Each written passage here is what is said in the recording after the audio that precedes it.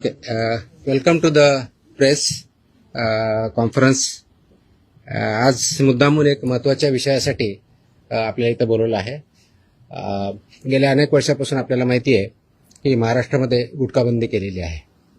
आपल्या FSSAI ॲक्टच्या section 30 अंतर्गत प्रतिबंधित जे फूड आयटम्स आहेत त्याच्यामध्ये गुटखा आणि तत्सम आयटम जे आपले आहेत त्याच्यावरती गुटखाबंदी केलेली आहे. त्याच्यावरती आपण अनेक वेळा कारवाई करतो, रेड्स करतो, फाईन करतो, FIR करतो.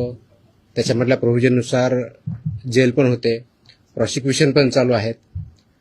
परंतु प्रोहिबिटेड आयटम असतानाही, फूड आयटम असतानाही महाराष्ट्रातल्या ऑलमोस्ट सगळ्या ठिकाणी हा गुटखा विकला जातो आणि कंझ्युम केला जातो. ही रियालिटी आपण बघतोय.